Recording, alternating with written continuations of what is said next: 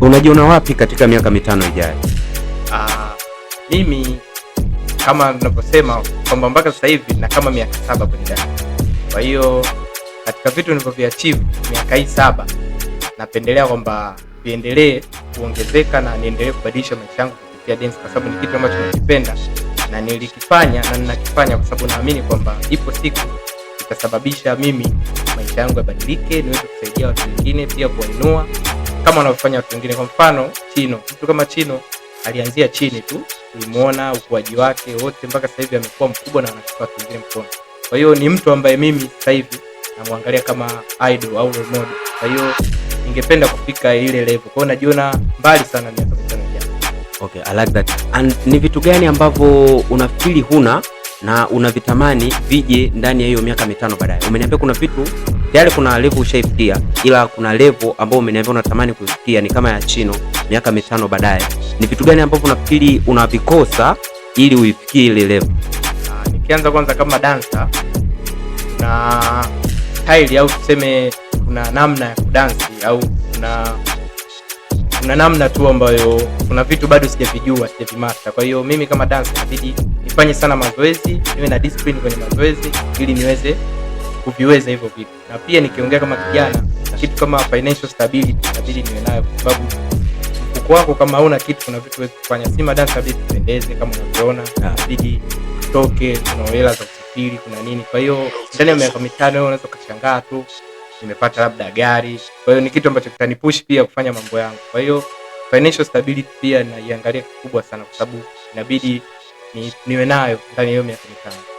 Okay, and ningependa kujua hivi kuna shughuli zingine unajihusisha mbali na dancing? Hali ya kuwa umesema dancing ni ajira yako na ni kitu ambacho unakipenda. Nje ya dancing kuna kitu kingine ambacho unafanya kinakuingizia kipato?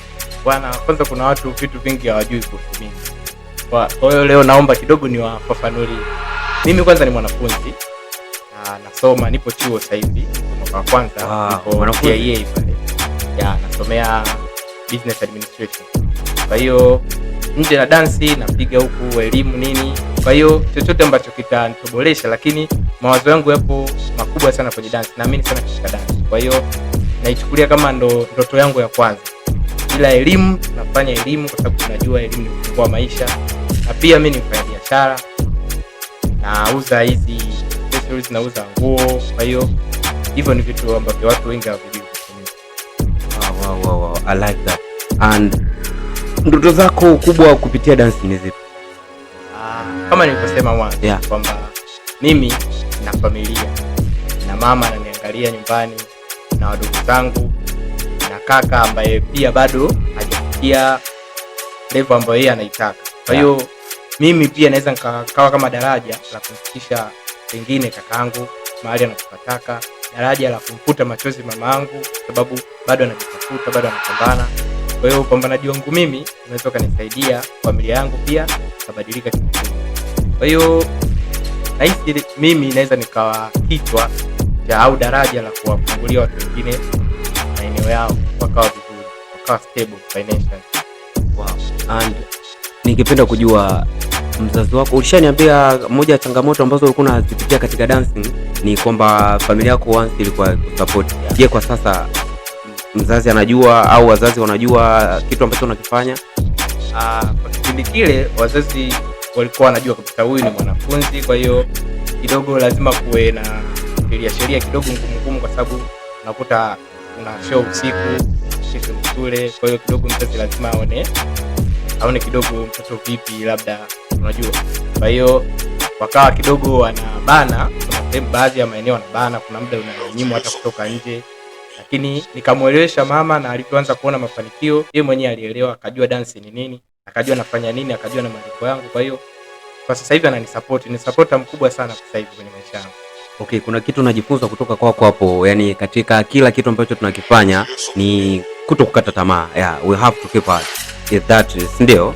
And kuna issue ya mapenzi yana nafasi yoyote katika dance? Hasa kwako wewe namaanisha personal. Mimi naamini katika upendo. Mapenzi naamini kwa sababu mapenzi yapo, mapenzi ya mama, mapenzi ya kaka, mapenzi ya ndugu, mapenzi ya familia, mapenzi ya rafiki, na pia kuna mapenzi ya mahusiano. naamini katika mapenzi, lakini sipendagi sana kujihusisha na kuweka sana mahusiano kwenye masuala ya kazi, kwa sababu naamini chochote ambacho kitaingilia kwenye kitu ambacho hakihusiki nacho kinaweza karibu hicho kitu. Kwa mfano, unaweza ukawa labda umepata rafiki ni dancer mwingine, mmekaa mnafanya kazi, mnafanya mambo mbalimbali, ule ushirikiano wenu na umoja wenu ukaenda ukaunda kitu, nataka kuingia kwenye mahusiano, utakuwa userious kidogo umepungua kutokana na mazoea yanakuwa yamezidi.